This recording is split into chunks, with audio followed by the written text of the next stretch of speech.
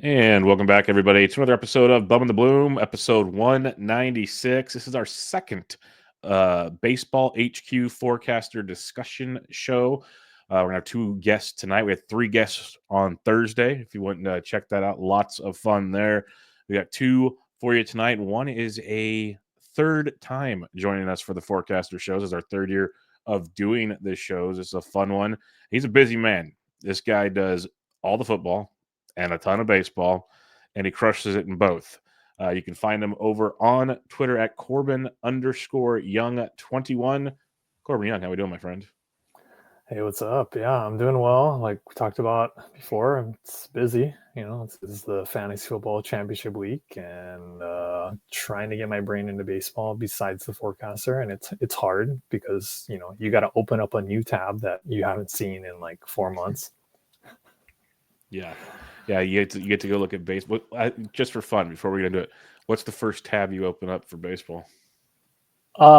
Usually, if I'm looking at player specific, it's like I'm looking at the Baseball HQ stuff, and then obviously like other things I'm pulling up. Like at least for forecaster, we're looking at the RotoWire stuff, like make sure that I'm not missing an injury or news and that kind of thing, and then the other supporting, fan graphs and Baseball Savant, of course. Sweet.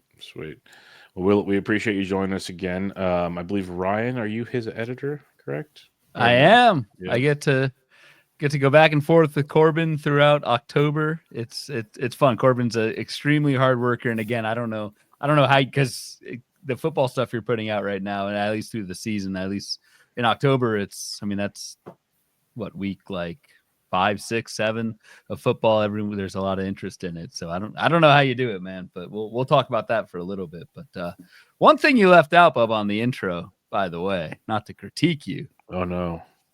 FSWA Baseball Writer of the Year, Corbin Young. I apologize. I'm so sorry. Congratulations. That's outstanding. It was a year ago, but I'm surrounded by multiple FSWA Writer of the Years right now, and then there's me. So that's fun. Well, just to rub it in even more, so our other guest on this episode later on will be Ray Murphy, who has also won Baseball Writer of the Year award. As most say, I'm a great host, so that's what I'm here for. You're the point guard. I just directed the ship. You guys bring the goods, and I'll take it home. Don't you worry about me. I love twisting the knife whenever I can, Corbin. So I saw the opportunity and I took it, as I usually do. This is why Ryan and I get along so well. So let's kind of get into it here, Corbin. Everyone should know you by now, but if they don't, we'll start from the basics here and we'll work through it through the HQ stuff. But you don't just do the forecaster for HQ, obviously. What else do you do for HQ? Because I know, again, we know what you do, and it's awesome stuff because you dive into things that my brain can't comprehend half the time. But what else do you write for or do for HQ?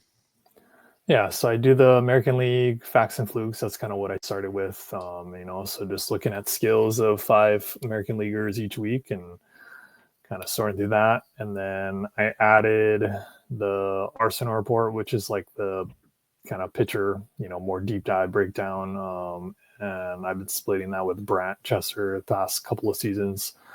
So yeah, those are kind of the two main things that I do kind of in season with Baseball HQ. That is a lot of fun. So yeah, that was the one I was kind of hinting at, because that Arsenal report is some gold. That's some really good stuff. It's deep, but it's like understandable for people like me, and it's pretty awesome stuff. So that was the one I was hinting at. The facts and flukes are always great. It's a staple of HQ. But that Arsenal report's pretty good. Yeah, that's the stuff that Brent just lets me go wild on. So thank you for that. Perfect. Yeah, you guys go deep into, both you and Brent, just not only like pitch mix changes, but movement and everything on pitchers. It's pretty sweet. So I don't know. Want to talk about forecaster? Yeah, let's do it. All right. Writing process. So we asked this to Chris on our last episode, maybe to you last year as well. But like I'm always just curious, because I always like get this feeling of like, not dread, but I have a whole blank page ahead of me. When I assign you a page, you get a blank Excel file. Like, you start diving into a blank box, what stuff do you look at? What's your process kind of like for writing at least that first draft? Yeah, I think it starts with, and Brent and Ray usually send this out, and you always remind us, like, just to go look back at last year's and just see what I wrote, see what other people wrote, just kind of see the flow, because it's just a different way of how we normally write and talk about players, because it has to be so succinct, and just kind of starting with that and just kind of refreshing. There's some minor kind of details when we're talking about like a player that hasn't had a whole lot of plate appearances, those kind of things. We're still just like little things of like, oh yes, reminding myself, that kind of thing, right? Because the other parts are the easy part, right? Is like kind of looking at what's there and what isn't, but just kind of making sure I got the process and the kind of the basis of that. And then like you said, you sent out the pages. I usually just kind of scan through the Excel file and just see what I've got and kind of see if, kind of look at it a bit. And then I just, my normal thing, just pop open all the tabs, the baseball HQ, check the RotoWire if there's any injuries and then anything else that I can't find with that. I look at Fangraphs or Statcast, but everything's pretty much in that box, which is like beautiful. And I barely have to look any further unless there's something that, kind of looks weird or stands out and just to double check on. But pretty basic. I think the most challenging part of my process is probably just keeping it like the 3 to 4 sentences, and it's like I'll get to the 4th sentence and I'll be like, whoa, this one's too long, and then I've got to clean it up. And I'm so used to just kind of like we talked about with the Arsenal report or other things, just being able to go pretty deep. And when you're asked to shorten up your things when you're writing in details, that's probably the hardest part. So nothing super special or anything. So, and that's kind of what I wanted to ask you. You mentioned the tightening the details. So for someone that goes from like, Facts and Flukes is kind of, it's not formulaic by any means, but you kind of have a structure to what you're doing on Facts and Flukes. And then you have your Arsenal report where you said, Brent just lets you go, lets you do your thing and have fun going to it. We asked previous writers about this, condensing it down into these boxes, where this is the part I say it too many times. People by now are probably fed up with me. It's just impressive that you can do this. What's your process to condense? Like, is there a certain like skill set or something you try to focus on more to highlight when you're doing it compared to just, giving the whole shebang about a person, but you have to do it like in 3 sentences? Yeah. I guess I do kind of have a process with that. Yeah. And part of it's just working with Ryan for a couple of years now and just kind of having you don't have to credit him. It's okay. A good flow. And no, I've got it. I know. Help kind of, write it down. I'm not a pat on the back person. I'll definitely give it where it's due, but I'm not. But no, I think it's just starting with the flow of like I said, I start with I look at, was there any injuries, right? If there's not a whole lot of plate appearances or just double checking that there wasn't anything kind of going on, or maybe there's a player just kind of being benched a lot or whatever. So I start with this kind of like I'm trying to look for the injury / just like season recap kind of quick thing. And then I kind of go into any of the skills that are notable that maybe are, actionable or kind of noisy or way outlier levels. And then I'll kind of summarize it up into just like, is this something we should be paying attention to, or is this kind of just like a, maybe not. And I know people probably talk about this, but we try to really talk about it as like, kind of without the team, right? So we're kind of looking at it just like player specific of like, not being like, this player is going to be back on this team and they're going to be amazing. So we that's kind interesting. of take that piece out of it. So. Okay. That's cool. Yeah, I didn't even think about taking the team out part. If that's been mentioned, I missed it. I apologize, but that's an interesting way to think about it as well. Yeah, the team thing's interesting because this is, you think about it, it's a hard copy book, and so like the second we put it out there, it's, I don't want to say it's obsolete, but it's a moment of time. And so if we start writing about, I don't know, Charlie Blackmon, maybe that's a bad example, but on the Rockies, and then he retires, all of a sudden or someone gets traded or whatever. We talk about Cody Bellinger and at Wrigley, and then he gets traded, then it's kind of irrelevant. So we try and keep the team stuff out of it. I'm curious. I don't know. So I'm going to side rail things just a little bit. This is somewhat on the outline, but with the whole team thing, I don't know how many of our listeners play fantasy football. I'm in one we were talking about before. I'm in one league every year. I finished last year, so I had the first pick this year, and I was blessed to pick Christian McCaffrey. So not only like so I'm actually asking for my own benefit, Corbin, but like not only how do you balance writing baseball with football at the same time, but like what's kind of the biggest difference in player analysis between analyzing a player in football versus analyzing a player in baseball? That's a good question. Yeah, I think and maybe it's just kind of how it was trained, but I'm definitely more skill-based in baseball, and there's not quite the equivalent in football, although I guess we could argue that like a player's talent or whatever that means to someone would mean that. So I think I kind of look at things in buckets of like skills, health and like some playing time or whatever. But I know the playing time is hard, especially when we're talking about baseball or the baseball forecaster. I'm not, supposed to be projecting how this player fits in the X lineup because we're trying to take that out. Football, I mean, we're mostly looking at it like volume and efficiency, in my opinion. And then, diving into kind of the deeper stuff that sometimes I feel like leads me to an answer, but on Sunday, the answer becomes completely wrong in football. Yeah. Right. Like for sure. Yeah. I know there's a ton of variance in like week to week, but I do think like football, like you could have a really skilled player, but if it's a receiver in an offense without a quarterback or something, then that team context seems to matter a little bit more, I think. Yeah. Like we could argue that we have probably some of the worst quarterbacks or backup quarterbacks that we've ever had in the NFL. So it doesn't matter who's throwing the Malik Neighbors or these, high-end talented receivers. It really just doesn't matter. It could be great. They could link up on broken coverage, or it could be totally awful. It doesn't matter how good we think they are. Right. Yeah.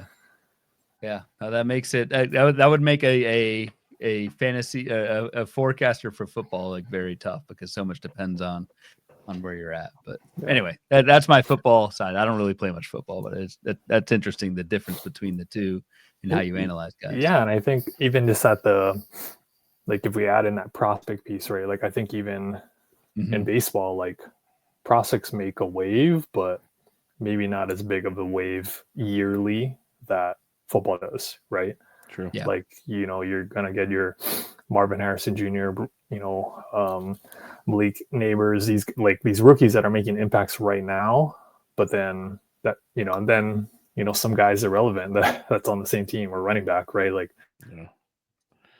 no, that's interesting. It makes sense. Like with baseball, so it's a little trickier. And it makes sense with baseball, much like the skill set, because you can at least look at the skills, and over a long season, you can hopefully project something in that world. Because in the end, even if you're on a bad team, say it's a pitcher, the pitcher's facing the hitters. It's like you'd hope your defense is good enough, but in the end, the skill set's the skill set. Where, like you said, if it's, I know we keep, New York Giants fans, I apologize, but Malik Neighbors, like Daniel Jones, let's face it, Drew Lock, like it's just DeVito. It's not great any way you look at it. So that's a pretty tough situation. So, it would kind of be like if we had a team that, or like, let's say half of the baseball teams had awful starting rotations. Like that'd be a brutal thing to like, then we'd be rolling out like, these SP4/5s and being like, oh, this is normal. Like this guy's a part of my lineup. And it's like Chicago White Sox said, what's up? Yeah. That's for sure. That's interesting. Let's dig it a little more into the forecaster here though. And one of the fun parts is, you guys write your boxes, you have your players that you cover. Who was your favorite box? Or if you have a couple, go for it. But who was your favorite box that you wrote up this year? Got a few notables. I'm not the biggest like humor person in writing, so I got to inject a little bit of humor when one of my boxes was Anthony Rendon. So I think one of my lines was like Rendon and the word injury have the same amount of letters in it. So that's good. And so, but I don't inject a whole lot in there. But safe to say, I don't, it is what it is. You look at the box and it's just ugly, and it's fun, but it's also just like, what are we even looking at? And then, 2 pitchers. I can't go away without talking about 2 pitchers. I think, like we talked about the process of how we do these boxes, we don't get to fit a lot of information in there sometimes. Some of it gets left out. There's been a lot of times where I'm like, oh, I just want to talk about this guy's new pitch, or I just want to add this one thing in there, but I can't. So I got to sneak that in with Bryce Miller with the splitter, and then Mason Miller with just kind of the 3 pitches with a 20% swinging strike rate or higher. So I got to mix a little bit in there. So that made my heart warm a little. One of your pages was all Miller, or pretty much all Millers. There was Bobby, Bryce, Eric Miller, who the hell is Eric Miller? I think Mason Miller and Tyson Miller. I think I asked Ryan, I was like, am I supposed to do all of these? Or like, are these real people? Or what? Like, it is funny, like some pages you get and you're like, all right, this is good. And then some others it's like, ooh, but the Millers, they roll deep this year. Like real quick, this was the page. Miles Mikolas, Bobby Miller, Bryce Miller, Eric Miller, Mason Miller, Tyson Miller, and then to top it off, Hobie Milner. That is the who's who of what is going on. Bright side is Corbin got one of his favorite starting pitchers, so on that loaded rotation in Seattle. So that's good, I guess. Yeah, and one of the things, so like I know when Corbin kind of alluded to this, we have this kind of like these guides when the forecaster first starts out, and it's we want to try as much as possible to keep the analysis to the stats that are in the box. But I think one of the areas where at least I know Corbin has done in his boxes is veer from that is we don't have like pitch. I mean, it's a small box, you can only fit so much stuff. Is have pitch mix stuff in there. So I always kind of lean, if there is a skill and change in skills and there is a pitch mix change to back it up, I think that's relevant to throw that in there in the box. And Corbin, you definitely did that with the Bryce Miller splitter. I think that was a good ad and a pretty big reason why our guy had a sub-3 ERA, a sub-1 WHIP last year. So, all right, what was one of your toughest boxes to write this year when you're checking it out? I promise this wasn't scripted, but Eric Miller, Hobie Miller, no, Luis Rengifo was probably a tough one. Whoa. Do we have my in there right now? I think my power's going out right now. What just happened right there? No, it was tough because I think there were just a lot of different skill changes, right? There was like better plate discipline, worse contact, or sorry, worse power, and then there was like the stolen base chance of just skyrocketing to outlier. So it's kind of one of those like, and then he had an injury, right? The wrist injury. So it's kind of one of these like, what, do we just toss this out as like outlier, or are we buying into, a mix of 2 seasons kind of thing, right? So I think those are tough when you see something kind of, I would say, like somewhat drastically different than what we've seen, and then trying to be like, So, no, despite how much we love the mascot, Luis Rengifo on this show, he is kind of like for all the reasons you said, like he is the kind of the perfect storm of a tough box, because like you said, we had this change, but then we also had injuries that cut short the sample size to begin with. Like, people want to know, is this change for real for 2025? Or is he going to revert back to the track record? And it's like, as box writers, we don't know. Like, there's a chance either one could happen. And with the limited sample size, like, it clouds that even further. So that's a good answer. I like very fair. I will not hold that against you. You're okay. Yeah, absolutely. Absolutely. All right. So which box or boxes, when you went into it, you had a preconceived notion on a guy, either because you had him on a team or what, you have your thoughts on him, but then you write the box and you're like, oh, okay, I like him better than I thought. Who was that for this year? Like a guy who you were high on leaving the process before you entered it? I mean, I'm definitely biased towards Bryce Miller, but I've been studying him almost all year long. So it's kind of like, you're just like, okay, cool. And I think the cool thing about the forecaster is like, we take some time off. So it's like, you're kind of like looking back and you're like, just refreshing or almost like reviewing for a test. I think I think the other one would probably be, and maybe it's Brian Reynolds was a one where it's like, and I think we talked about this last year maybe, but some of these that are like they're almost the same, and you're just like, instead of being like, yep, just spank it, but you gotta like actually write something in there, and so it's like one of those things where it's like I expected more of the same, and then you go in and you're like, oh yep, same. I think Freddie Peralta was kind of like that too. It's just like, and I hadn't had a whole lot of Freddie Peralta, so I was like, oh, like what did it look like? And then you're just like, oh, like okay, yeah. Brian Reynolds is wild because he's got, and we kind of let off the box with, or you let it off, but just another ho hum 600 plate appearance, $20 season is 4th in a row. So it's like, what do you add to that? Because like literally the guy, Brian Reynolds, home runs the last 4 seasons, 24, 27, 24, 24 plate appearances, 646, 614, 640, 692. Like it's just so damn consistent. That could also be like one of the tougher boxes too, because it's just like, what do you say about someone who keeps doing the same thing year over year, which is good from a fantasy standpoint. Like Bubba and I always say, like, we love that kind of boring, but from an analysis, trying to make something fresh, it's a little bit tough. Flip side, which box, like which player were you lower on after you were going through it than when you started? That's tough. I mean, because I guess I'm trying to see, who did you like crap on? Hobie Miller. Yeah, I mean, like I really liked Ryan Pepio just like coming into the season, but then it's another one of those where it's like, well, it's okay, right? Like it's pretty good. Yeah. But it's hard to speak like too glowingly. I mean, Yuri Perez was another tough box because it's just like one of those, like they've been injured for so long, you're just kind of doing your best. Yeah, I mean, the one I was down on, probably just based on my box, is probably David Peterson. Okay.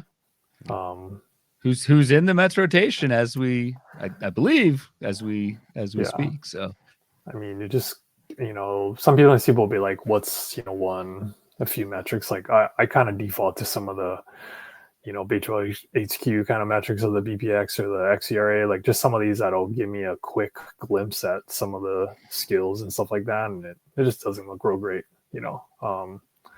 Even I didn't put in the box, but even when I dive into David Peterson, like Arsenal stuff, it's like it's all right, but it doesn't like it doesn't overwhelm me, I guess. You know what I mean? Like results were better than the skills, in my opinion. So for sure, 2.78 ERA last year, which I think we're projecting, or the forecaster 3.84 is what we've got in the book. So that's a pretty major fallback for Peterson.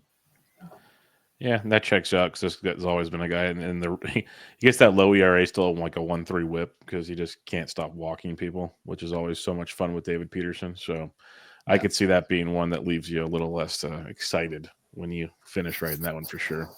Yeah, I think the other guy that I realized I just forgot that I wrote about, Austin Riley, was another guy that I was just high on last year and high on before the injury. Like, all the skill set, more power, and then, he gets hurt. So that's another guy that I'd probably be buying into. All the metrics screamed more power. We just didn't quite see the massive breakout or whatever, the kind of bounce back or regression or whatever word we want to use. So, yep. All right. That was fun stuff as usual, Corbin. We're going to wrap it up there, but another year in the books, looking forward to doing this all over again next year for year 4 for Corbin Young as he continues to go through it, and eventually he can edit Ryan stuff. It's going to be great just to roles reverse. That's right. All that. And if you had to give, we'll wrap it up with this, and I know this is not on the outline, but if you had to give one, I guess, word of advice for a first-time reader, attacking the forecaster, where would you tell them to kind of go? Because there's a lot. There's the player boxes. There's the good data articles. We all, like Ryan always talks about the encyclopedia of fantasy. Where would you go, Corbin, if you were going to open it for the first time? Yeah, I'd probably start at the front with some of the kind of the research.